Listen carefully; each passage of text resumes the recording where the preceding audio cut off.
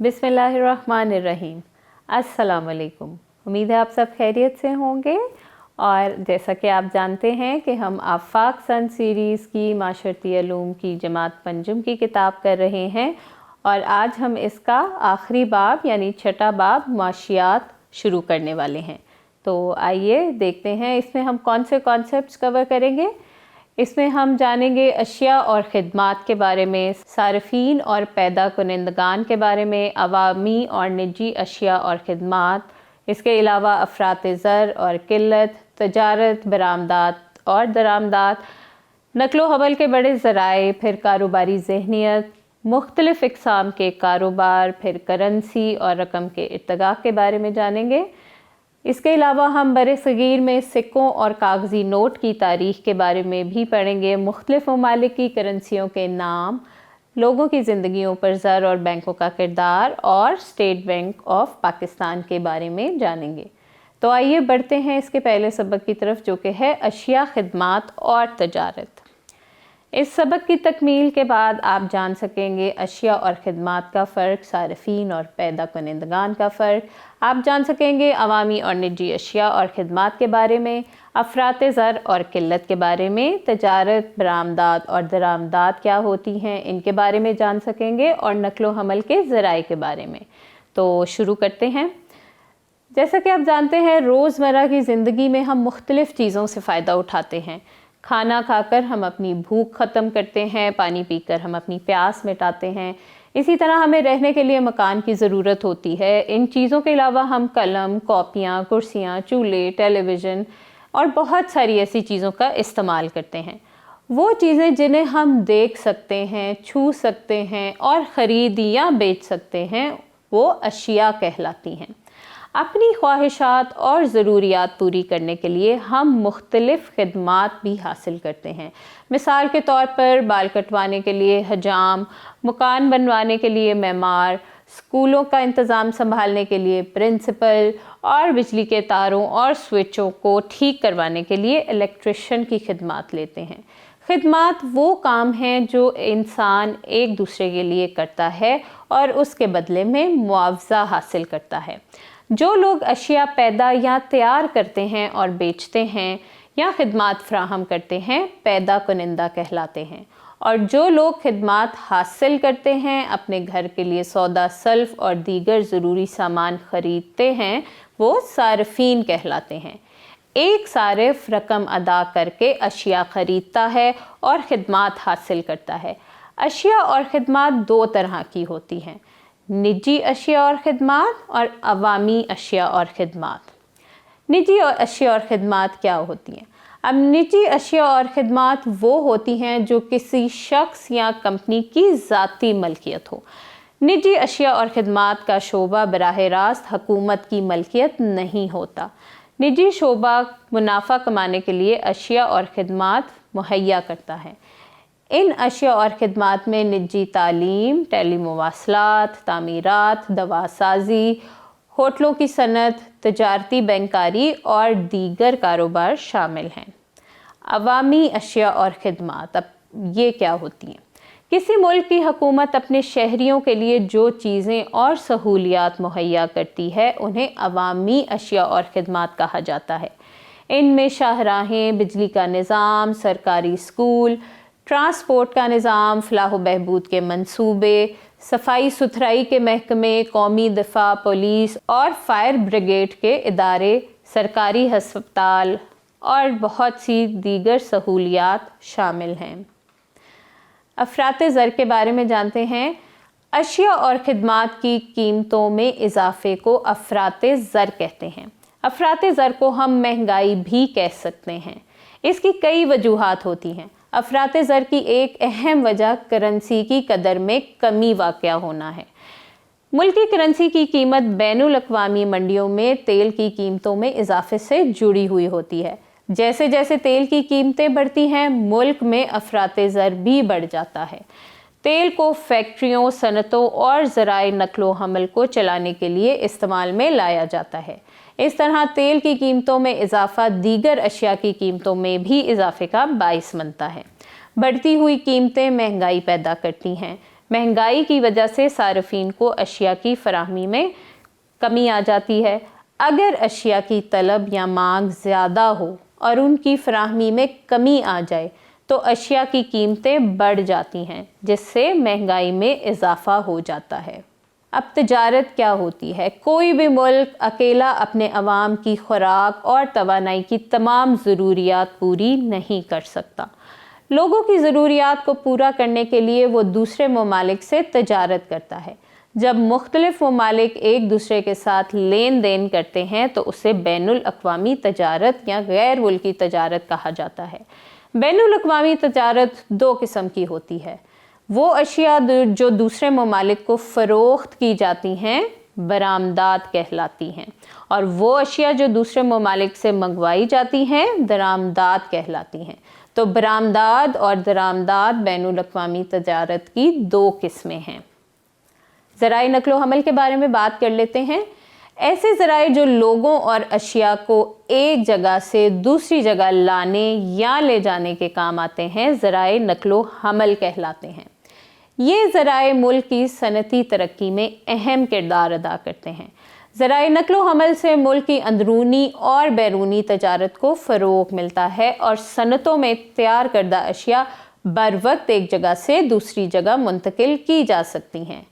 इसके अलावा लोग ज़राए नक़्लो हमल के ज़रिए से बआसानी एक इलाके से दूसरे इलाके में जा सकते हैं। इन ज़राए का इस्तेमाल करते हुए तलबा को तालीम के हसूल के लिए भी आसानी हो जाती है। हमारे मुल्क में सड़कें, रेलवे लाइनें, हवाई रास्ते और बहरी रास्ते नक़्लो हमल के अहम ज़राए हैं। जायज़ा लेते हैं पाकिस्तान की 3 दरामदात और 3 बरामदात की फ़हरिस्त बनाइए।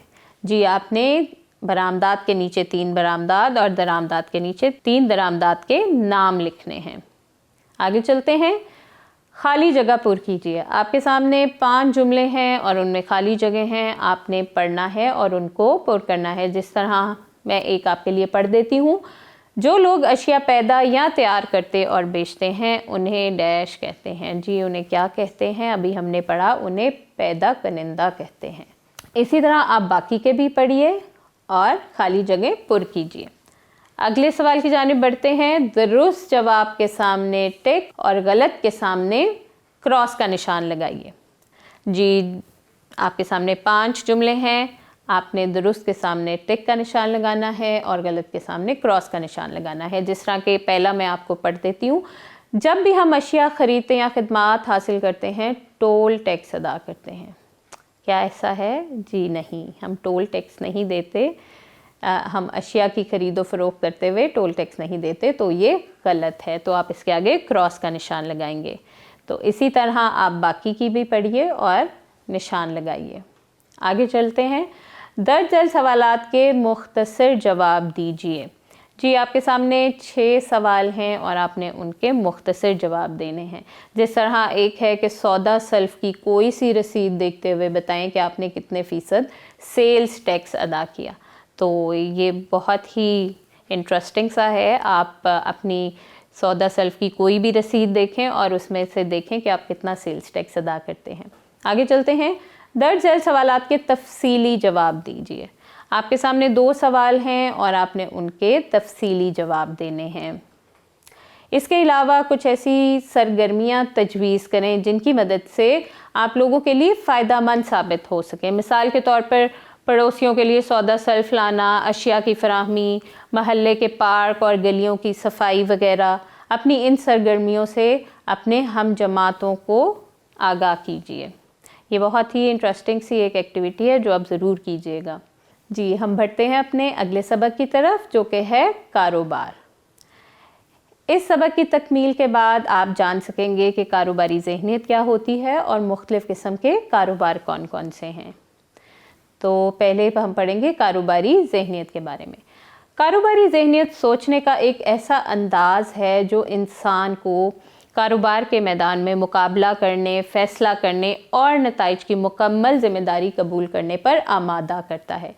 कारोबारी ज़हनियत का इस्तेमाल करते हुए एक शख्स अपने हुनर को फ़रोग़ देता है और उसे मज़ीद बेहतर बनाता है।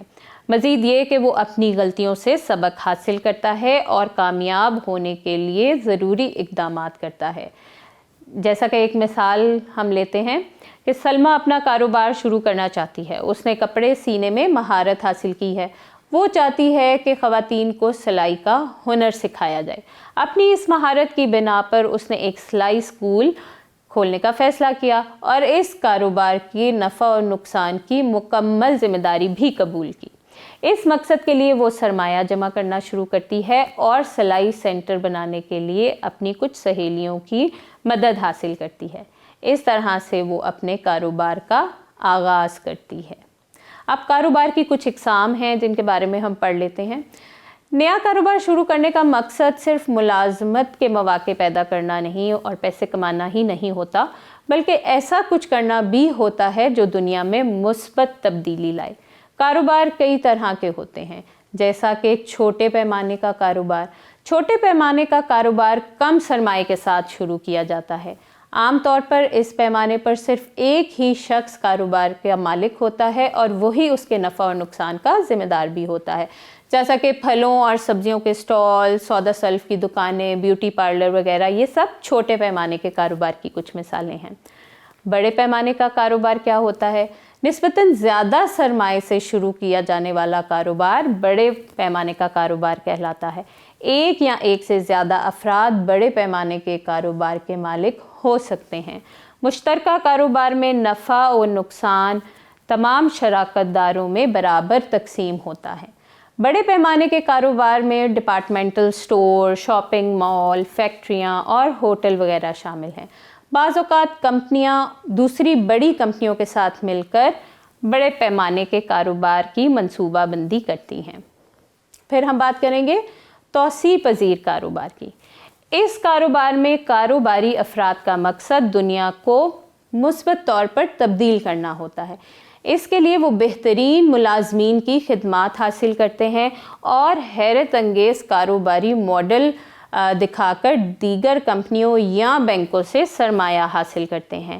اس نوعیت کے کاروبار میں نقصان کا خطرہ زیادہ ہوتا ہے، جیسا کہ آن لائن شاپنگ سٹور اس قسم کے کاروبار کی مثال ہے۔ اس کے علاوہ جو چوتھی قسم ہے کاروبار کی، وہ ہے سماجی کاروبار۔ سماجی کاروبار کا مقصد صرف منافع حاصل کرنا نہیں ہوتا، بلکہ معاشرتی بھلائی بھی ہوتا ہے۔ اس طرح کے کاروبار ایسی نئی مصنوعات متعارف کرواتے ہیں اور خدمات پیش کرتے ہیں جو لوگوں کے لیے فائدہ مند ثابت ہوتی ہیں۔ یہ کاروبار منافع کے حصول کے ساتھ ساتھ لوگوں کی زندگیوں میں بھی تبدیلیاں لاتے ہیں۔ تعلیمی ادارے، بینک اور فلاحی خدمات کے ادارے سماجی کاروبار کی چند مثالیں ہیں۔ آئیے جائزہ لیتے ہیں۔ چند ایسے کاروبار کی فہرست بنائیں جو آپ مستقبل میں کرنا چاہتے ہیں۔ اس میں سے اپنے پسندیدہ کاروبار کا انتخاب کریں اور پسند کی وجہ بھی لکھیں۔ جی تو یہ بہت ہی ایک انٹرسٹنگ سا سوال ہے، تو آپ نے اس کا جواب جو دی گئی لائنیں ہیں ان پر لکھنا ہے۔ آگے چلتے ہیں، خالی جگہ پر کیجیے۔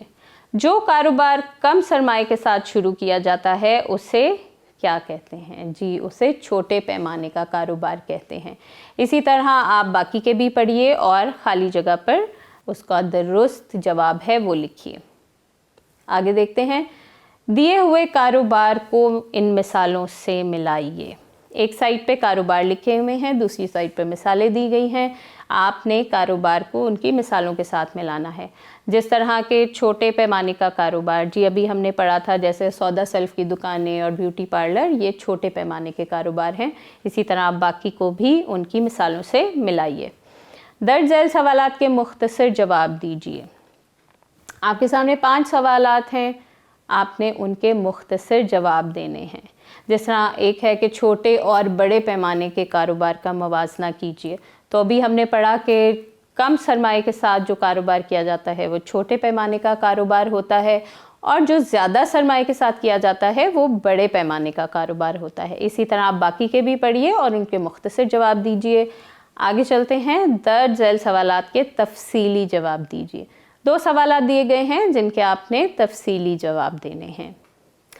اگلے سبق کی طرف بڑھتے ہیں جو کہ ہے زر کا ارتقاء۔ اس سبق کی تکمیل کے بعد ہم جان سکیں گے کرنسی اور رقم کے ارتقاء کے بارے میں، बरे-सगीर में सिक्कों और कागज़ी नोटों की तारीख़ के बारे में, मुख्तलिफ़ ममालिक की करेंसियों के नाम, लोगों की ज़िंदगियों में ज़र और बैंकों के किरदार के बारे में और स्टेट बैंक ऑफ पाकिस्तान के बारे में। सबसे पहले बात करते हैं धाती सिक्कों की। तकरीबन 600 कबल मसीह में लीडिया यानी कि जो मगरबी तुर्की है, वहाँ के लोगों ने सोने और चांदी के मुरक्कब से तैयार करदा सिक्के मुतारिफ़ करवाए। इन सिक्कों पर तस्वीर और तहरीरें कुनिंदा होती थीं। इन सिक्कों का वज़न बहुत ज़्यादा होता था और उन्हें एक जगह से दूसरी जगह ले जाना आसान नहीं था, इसलिए इन सिक्कों ने कागज़ी नोटों की ज़रूरत को उभारा। अब कागज़ी रकम कब आई? सबसे पहले कागज़ी नोट चीनियों ने मुतारिफ़ करवाए। कागज़ी रकम का इस्तेमाल सबसे पहले तांग ख़ानदान के दौरे हुकूमत में हुआ। कागज़ी नोट या चेक बतौर रकम ताजरों को दिए जाते थे। यूरोप में कागज़ी रकम का इस्तेमाल 17वीं सदी में शुरू हुआ। 18वीं सदी के आखिर तक कागज़ी नोट दुनिया के दूसरे हिस्सों में भी फैल चुके थे। यूँ करेंसी नोट दुनिया में राइज हो गए। बाज़ मुल्कों में कागज़ी नोटों की जगह अब प्लास्टिक के नोटों ने ले ली है। ऑस्ट्रेलिया, कनाडा, फिजी, रोमानिया और इंडोनेशिया समेत 20 से ज़्यादा ममालिक ये पॉलीमर नोट इस्तेमाल करते हैं। बरे-सगीर में करेंसी की तारीख़ के बारे में पढ़ते हैं। बरे-सगीर में करेंसी का इस्तेमाल 600 कबल मसीह में शुरू हुआ और चांदी के सिक्के मुतारिफ़ करवाए गए। इन सिक्कों पर इलामात नक्श होती थीं और उन्हें पाना कहा जाता था। मौर्य ख़ानदान के हुक्मरानों ने 3री सदी कबल मसीह में मुख्तलिफ़ शक्लों के सिक्के मुतारिफ़ करवाए। इन पर भी इलामात कुनिंदा होती थीं। ये सिक्के सोने, चांदी, तांबे और सीसे से तैयार किए जाते थे। बाद इज़ा किशन बादशाहों ने ऐसे सिक्के मुतारिफ़ करवाए जिन पर बादशाहों की तस्वीर बनी होती थी। 13वीं सदी ईस्वी में दिल्ली के तुर्क सुल्तानों ने सिक्कों पर मौजूद इलामती तस्वीर को इस्लामी खताती से तब्दील कर दिया। इन सिक्कों को टंका कहा जाता था। 14वीं सदी ईस्वी के दौरान में बरे-सगीर खालिस चांदी और सोने से बने हुए सिक्के इस्तेमाल करते थे और उन्हें अशरफी कहा जाता था। 1526 में ज़हीरुद्दीन मोहम्मद बाबर ने बरे-सगीर में मुग़ल सल्तनत की बुनियाद रखी। मुग़ल बादशाहों ने पूरी सल्तनत में सिक्कों का यकसा निज़ाम कायम किया। उनके अहद में सोने, चांदी और तांबे से सिक्के तैयार किए जाते थे। अफ़गान हुक्मरान शेर शाह सूरी ने अपने दौरे हुकूमत में एक चांदी का सिक्का जारी किया जिसे रुपया का नाम दिया गया। इस रुपये को 40 तांबों के सिक्कों में तकसीम किया गया जिसे पैसा कहा जाता था। सोने के सिक्कों को मोहर और तांबे के सिक्कों को दाम कहा जाता था। ये अब आपके सामने अगर आप देखिए तो मुख्तलिफ जो ममालिक हैं उनकी करेंसी बनी हुई है। आज हम कागज़ी नोट और सिक्के बतौर रकम इस्तेमाल करते हैं। इनकी एक मुकर्ररा कीमत है। सिर्फ किसी मुल्क की हुकूमत ही करेंसी जारी कर सकती है और उसकी कीमत तय कर सकती है। मुख्तलिफ ममालिक के करेंसियों के नाम आपके सामने हैं, जैसे रुपया पाकिस्तान का है, डॉलर अमेरिका का है, फिर सऊदी अरब में रियाल इस्तेमाल होते हैं और इंग्लिस्तान में पाउंड का इस्तेमाल किया जाता है। अब बैंकों के बारे में बात कर लेते हैं कि बैंक क्या होते हैं। आप अक्सर लोगों से बचत, अकाउंट, डिपॉज़िट और ट्रांजैक्शन जैसे अल्फाज सुनते होंगे। ये मखसूस अल्फाज बैंकों से मुतल्लिक हैं। बैंक एक ऐसा मालियाती और तिजारती इदारा है जो कि लोगों की रकम महफूज करता है। आम तौर पर लोग अपनी बचत को बैंक अकाउंट में रखते हैं। बैंक मुख्तलिफ अफराद, ख़ानदानों और हुकूमतों के साथ माली मामलात तय करते हैं। इन बैंकों को तिजारती बैंक कहते हैं। बैंक बिजली, गैस, पानी और टेलीफोन के बिलों की अदायगी की सहूलत भी फराहम करते हैं। बैंक मकानात और कारों जैसी महंगी अशिया ख़रीदने के लिए आसान शराइत पर कर्ज़ भी फराहम करते हैं। ज़रूरी और सनती पैदावार को बढ़ाने के लिए किसान और सनतकार बैंकों से कर्ज़ लेते हैं। बैंक तरक्याती मंसूबों को मुकम्मल करने के लिए हुकूमतों को भी कर्ज़े देते हैं। State bank of Pakistan. हर मुल्क का एक मरकज़ी बैंक होता है जो रियासत के ज़ेरे इंतज़ाम होता है। पाकिस्तान में उसे स्टेट बैंक ऑफ पाकिस्तान कहा जाता है। ये करेंसी नोट जारी करता है और मुल्क के पूरे बैंकिंग निज़ाम को कंट्रोल करता है। स्टेट बैंक ऑफ पाकिस्तान बराह रास्त अवाम के साथ मामलात तय नहीं करता। ये तजारती बैंकों को मुख्तलिफ पॉलिसियों के बारे में रहनुमा असूल जारी करता है। आपके सामने स्टेट बैंक ऑफ पाकिस्तान की बिल्डिंग की एक तस्वीर भी है। ये स्टेट बैंक ऑफ पाकिस्तान की तस्वीर है। अब एक जायज़ा लेते हैं, एक एक्टिविटी है। दर्ज झैल ममालिक की करेंसियों के नाम लिखिए। जी, आपके सामने ममालिक लिखे गए हैं और उसके सामने करेंसी की जगह खाली है। आपने हर मुल्क की करेंसी का नाम लिखना है। जिस तरह अभी हमने पढ़ा भी है, पाकिस्तान की जो करेंसी है उसका नाम रुपया है, अमेरिका की जो करेंसी है उसका नाम डॉलर है। तो आपने इसी तरह बाकी ममालिक की करेंसियों के नाम उनके सामने लिखने हैं। आइए मश्क की जानिब बढ़ते हैं। दुरुस्त जवाब का इंतखाब कीजिए। आपके सामने 5 सवालात हैं, हर एक के साथ ऑप्शंस दी गई हैं। आपने जो दुरुस्त ऑप्शन है उसको चूज़ करना है। जिस तरह मैं एक पढ़ देती हूँ। कागज़ी रकम मुतारिफ़ करवाई। जी, अभी हमने पढ़ा भी था। यहाँ पर 4 ख़ानदानों के नाम लिखे हुए हैं, सूरी ख़ानदान, खलीजी ख़ानदान, मायान ख़ानदान और तांग ख़ानदान। तो अभी हमने पढ़ा कि इसका सही जो जवाब है वो है तांग ख़ानदान। इसी तरह अब आप दूसरे सवाल की तरफ देखिए। कॉलम अलिफ को कॉलम बे से मिलाइए। जी, आपने कॉलम अलिफ में दी गई जो करेंसी है उसको कॉलम बे से मिलाना है। जिस तरह के अगर मैं बात करूं, पहले जो लिखा हुआ है क्रेडिट कार्ड, वो कब मुतारिफ़ हुआ? जी, आप देखिए 1200 कबल मसीह, 600 कबल मसीह, 20वीं सदी, 14वीं सदी। तो जैसा कि हम सब जानते हैं कि क्रेडिट कार्ड 20वीं सदी में मुतारिफ़ हुआ, तो आपने इसको मिला देना है। इसी तरह आप बाकी के भी पढ़िए और उनको सही जो उनका जवाब है उसके साथ मिलाइए। दर्ज झैल सवालात के मुख्तसर जवाब दीजिए। आपके सामने 5 सवाल हैं जिनके आपने मुख्तसर जवाब देने हैं।